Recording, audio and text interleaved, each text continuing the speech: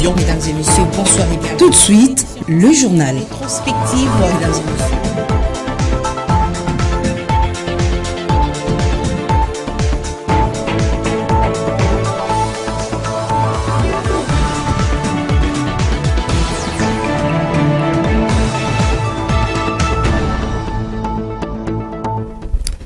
Bonsoir mesdames et messieurs, bienvenue dans cette édition d'information sur FM Télévision. Pour vous informer, on commence d'abord par cette brève bras de fer entre l'opposition et l'hôtel de ville de Kinshasa au sujet de la marche de ce samedi 13 mai. Le gouverneur de la ville-province de Kinshasa a annoncé le report pour le 18 mai prochain.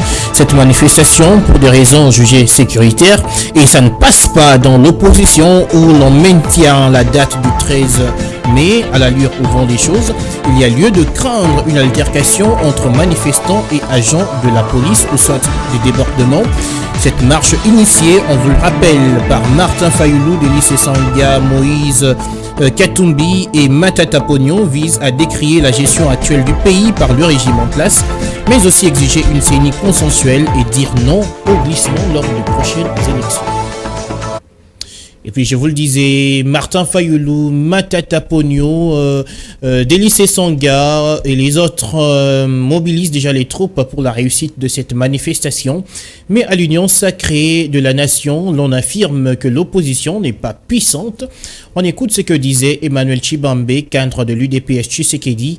Il était l'invité de l'émission face à la rédaction de FM Télévision. Vous avez une frange.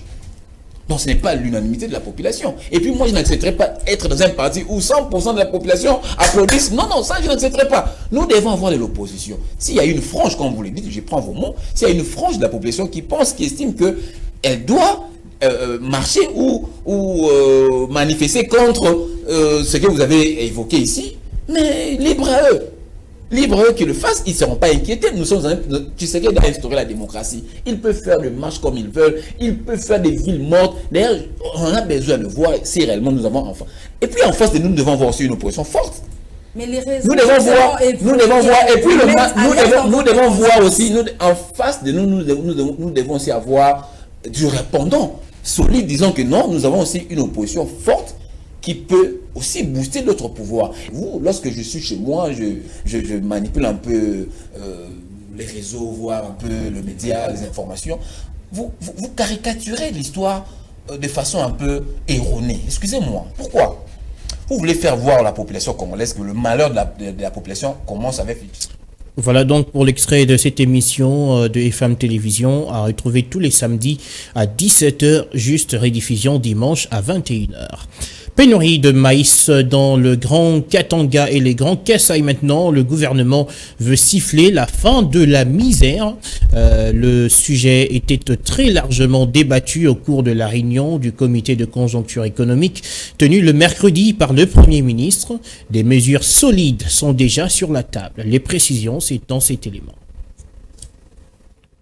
Le problème des Congolais doit se résoudre d'abord par les Congolais eux-mêmes. C'est ce qu'on peut comprendre de l'une des mesures approuvées par le comité de conjoncture économique pour mettre un terme à la crise de maïs qui frappe de plein fouet le centre et le sud-est de la RDC.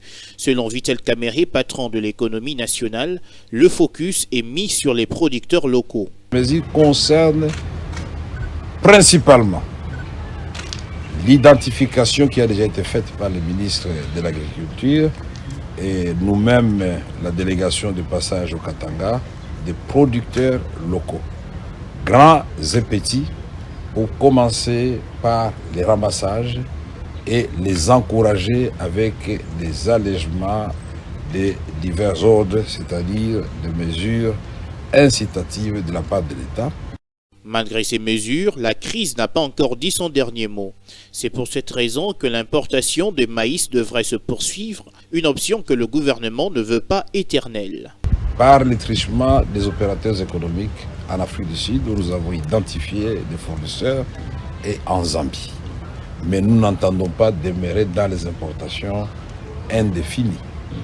Nous avons la vocation de faire une grande saison A, comme l'a si bien présenté le ministre de l'Agriculture au cours de la réunion d'aujourd'hui.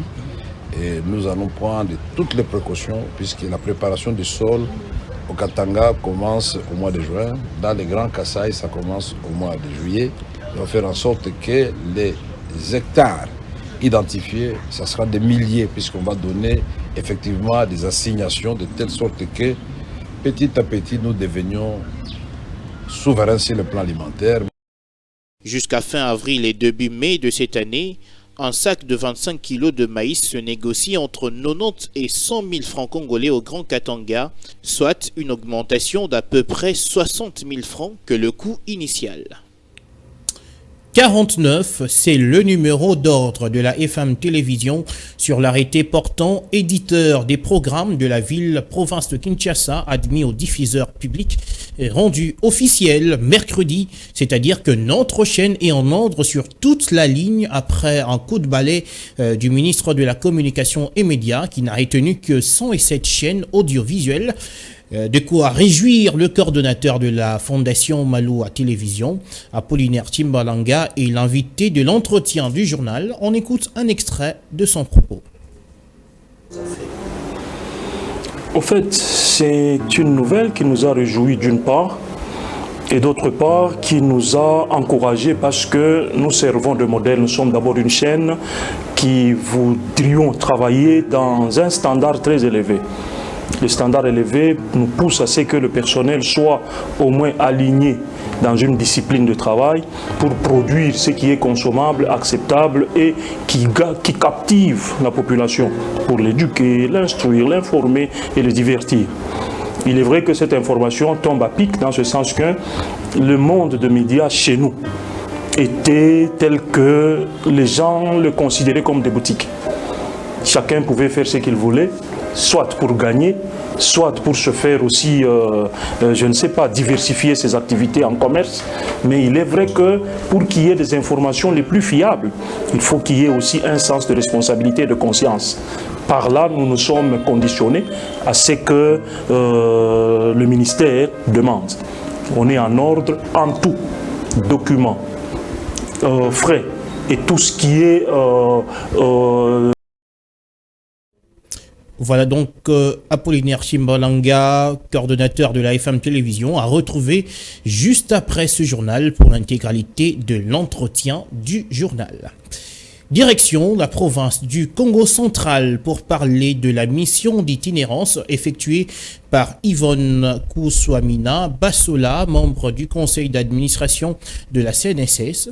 Elle a échangé avec des animateurs de différentes directions de cette entreprise pour l'amélioration de la qualité du travail. Ruth Dinanzei, précision. Venue pour une mission d'itinérance dans la province du Congo central, Madame Yvonne Kouswamina Bassola, membre du conseil d'administration de la CNSS, a reçu un accueil digne de son rang. Les cadres de la direction provinciale de cette entreprise publique se sont réellement mobilisés pour honorer la présence de ce haut cadre de la CNSS dans la province du Congo central. Au siège de la direction provinciale de la CNSS Matadi, Madame Yvonne Kouswamina Bassola a motivé les travailleurs à maximiser leurs compétences afin d'améliorer la qualité du travail au sein de cette entreprise publique. Cet administrateur de la CNSS a personnellement échangé d'abord avec les responsables de la direction provinciale, les délégués syndicaux, puis les femmes de la CNSS Matadi. L'objectif poursuivi par cette mission est de faire le tour pour visiter d'abord nos différents centres, nos différentes directions et faire le tour de toutes les questions qui concernent le fonctionnement de la CNSS, voir avec les principaux acteurs finalement sur terrain quels sont les défis, les challenges, les difficultés qu'ils rencontrent dans l'exercice de leurs fonctions, voir dans quelle mesure justement remonter leurs desiderata au sein du conseil d'administration avec des recommandations et des solutions précises dans le but de régler justement toute forme de dysfonctionnement ou de problèmes qu'il y aurait localement. Ici est de noter que Madame Yvonne Kouswamina Bassola a effectué cette mission d'itinérance dans plusieurs villes de la province du Congo central, dont Mwanda, Boma, Matadi et Mbanzangongo. Partout où elle est passée, cette dame, dont la passion est figée sur le travail d'excellence, a apporté plusieurs recommandations utiles pour l'amélioration du travail à la Caisse nationale de sécurité sociale. Ruth Dinanzei sur FM Télévision. Les chercheurs congolais sont assis sur une mine d'or, mais la plupart n'ont pas cette conscience-là. C'est avec ces mots que s'est déroulé l'échange qui a eu le docteur Jean-Jacques Mouyembe, patron de l'INRB, avec le docteur Gilbert Kabonda, ministre de la Recherche scientifique et innovation technologique, en début de semaine. Annie Akoli nous en parle.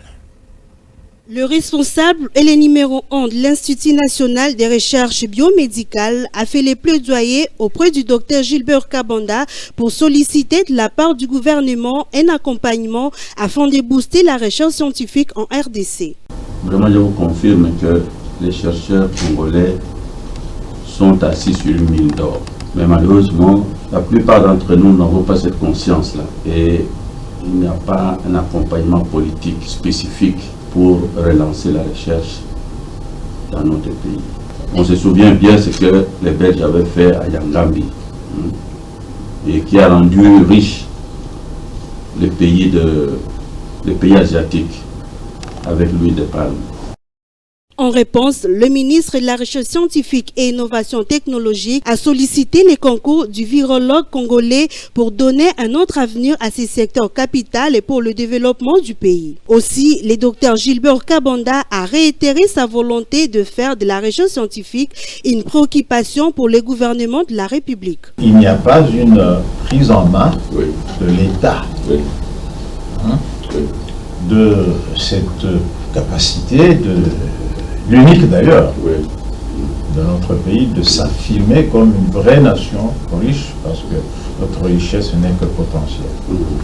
Et donc d'ici un mois, je vous ferai signe et nous allons essayer d'aller ensemble pour donner un coup notre aspect de cette recherche et innovation.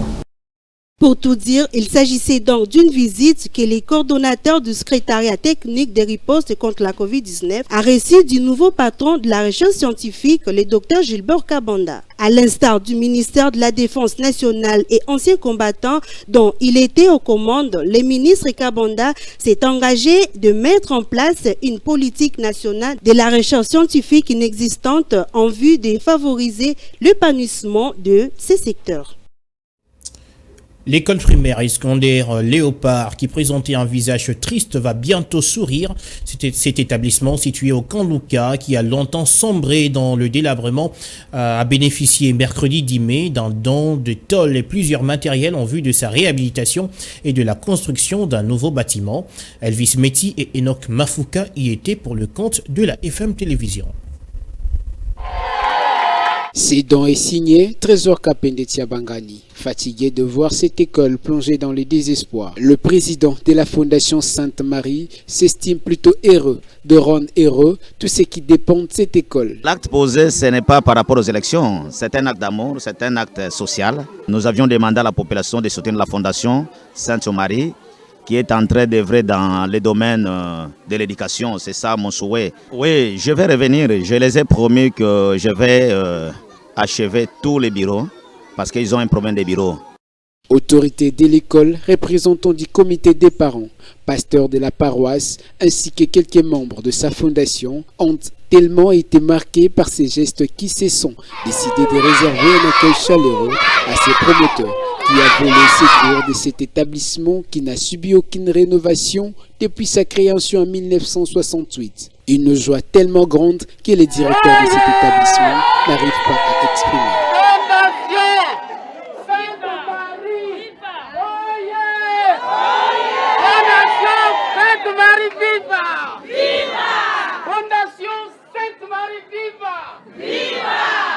Fondation Sainte-Marie, viva! Viva! Viva! Amour social illimité! Il faut dire que cette action s'inscrit dans la devise de la fondation du promoteur Trésor Kapendetia Bangani dénommé Sainte-Marie dans sa politique philanthropique de promouvoir l'éducation dans ces secteurs avec leurs sources afin de participer à l'éducation des plus jeunes. On se rend à présent dans la ville de Chikapa au Kasaï où un accident de la circulation a fait mort d'homme mardi sous une émotion totale des témoins oculaires de l'événement. Ce drame s'est déroulé autour de 11h30 heure locale. On en parle avec Alexandre Paulin-Camania et Chris Mokuna. Parmi les morts figurent 4 enfants et 4 adultes à côté de quelques blessés graves. Ce drame qui leur a causé préjudice a été occasionné, selon les témoins, par un véhicule de marque Mercedes en provenance du Kasaï central pour les Kasaï, transportant des maïs avant de se renverser juste après avoir traversé le pont et la bifurcation des Kassanzu. L'ivresse et l'usage du téléphone au volant seraient à la base de cet accident de la circulation, ont estimé de nombreux témoins qui se sont amassés au lieu du drame de manière spontanée. Avec larmes aux yeux, les familles des victimes ont sollicité des gouvernements national et provincial une assistante pour ces drames qui les laissent sans voix. Alors que les enfants à bord du véhicule quittaient Kananga pour Chikapa en raison de la poursuite des études. Ce genre de drame, on les rappelle, n'est pas une première dans cette région de la République démocratique du Congo dans la majorité de fois. Les accidents de route sont souvent causés par l'ivresse ou l'excès de vitesse. Voilà que l'utilisation du téléphone au volant vient allonger la liste de causes d'accidents. Voilà donc pour ce reportage. Retour à Kinshasa, coup de projecteur au quartier Kingabwa dans la commune de Limete pour parler de l'état lamentable de l'avenue Mouzou qui donne lieu au questionnement sur la problématique de l'assainissement de la ville-province de Kinshasa. Les usagers de cette avenue située sur la 14e rue Poids-Lourd ont été très durs envers les autorités. C'est un reportage d'Alexandre Paulin-Camania et Rabi Fouka. Qu'il pleuve ou pas, la situation est la même sur l'avenue Mouzou. Insalubrité totale, impraticabilité, risque de maladie, de la saleté. Voilà c'est à quoi les usagers de cette voie aussi importante sont contraints de vivre. L'espoir est permis, dit-on, mais le désespoir de voir reluire cette avenue quitte peu à peu l'esprit des habitants du quartier, fatigués de crier au secours. Cette situation date de très longtemps. Nous souffrons vraiment ici à la 14e rue Kingabwa. Regardez vous-même, lorsqu'il pleut, nous ne sortons pas. Il n'y a même pas moyen de passer. Surtout les mamans qui vont déposer leurs enfants à l'école souffrent. Parfois, elles tombent ici avec les enfants. Nous tombons ici dans la boue. Qu'on nous construise les caniveaux pour que les eaux de pluie ne puissent plus nous déranger. Certainement, nous sommes déjà mécontents. Ce n'est pas aujourd'hui que l'avenue est, je peux dire, impraticable. Parce que nous avons des autorités de ce côté qui fréquentent la même avenue. Malheureusement, personne ne songe même pas à faire des rapports aux autorités compétentes. Non, nous les voyons souvent passer ici avec leurs caméras, faire autre chose. Jusque-là, les routes ici, toutes les avenues, pas seulement celle-ci, même certaines, quand vous entrez à l'intérieur du quartier, vous allez trouver que c'est de la malpropreté. Le même visage que présente l'avenue Mouzou, on en trouve un peu partout à Kinshasa. C'est pour cette raison que nombreux sont ceux qui s'interrogent sur l'efficacité de Kinbopeto, un projet du gouvernement provincial censé assainir toute la ville-province de Kinshasa. Et en sport, le comité de normalisation de la Fédération congolaise de football association a rendu public le chronogramme des élections du comité exécutif qui se tiendront le 11 novembre prochain. C'est à l'issue d'une conférence de presse organisée ce mercredi 10 mai que l'annonce a été faite par le vice-président et porte-parole du CONOR. Les détails, c'est avec Lionel Ngolo. Nous prévoyons déjà que le 11 novembre 2023, les élections des membres du comité exécutif aient lieu. Plus question de doute, la date des élections à la Fédération congolaise de football association est connue, fixée au 11 novembre prochain pour déterminer les successeurs de Constant Marie Sélémani, a confirmé le vice-président et porte-parole du comité de normalisation de la FECOFA à l'issue d'une conférence de presse organisée ce mercredi 10 mai à la Fédération. Maître Guy Kalala, par ailleurs, dévoilé quelques dates importantes du chronogramme de l'instance fêtière du football congolais. Deuxième date importante, c'est la convocation de l'Assemblée générale pour l'élection des membres des commissions électorales. Troisième date importante, tenue de l'Assemblée générale extraordinaire pour élire les membres de la commission électorale. 8 juillet 2023. Date importante aussi, c'est la tenue des élections auprès de toutes les entités subdélégataires. Le vice-président et porte-parole du CONOR a précisé que les élections vont commencer par la base, c'est-à-dire par les ligues selon le nouveau statut de la Fédé. Donc on commence les élections par la base, comme vous aimez bien le dire, par les ligues, n'est-ce pas? Et avant de venir au niveau du sommet. Il s'y est de rappeler que le mandat du comité de normalisation de la fédération prendra fin en novembre prochain. Voilà, c'est la fin de cette édition d'information. Madame, Messieurs, merci à tous de l'avoir suivi. Mais retenez, la grande information de ce soir, c'est le bras de fer qui oppose l'hôtel de ville de Kinshasa et l'opposition autour de la marche de ce samedi 13 mai. Le gouverneur de la ville de province de Kinshasa a annoncé le report pour le 18 mai prochain. Cette manifestation pour des raisons de sécurité, mais ça ne passe pas dans les rangs de l'opposition où on maintient la date du 13 mai. Voilà donc pour cette édition d'information. N'oubliez pas, juste après ce journal, suivez l'entretien du journal réalisé avec le coordonnateur de la Fondation Maloa Télévision autour du maintien de la FM Télévision dans l'arrêté du ministre de la Communication et Médias. À très vite.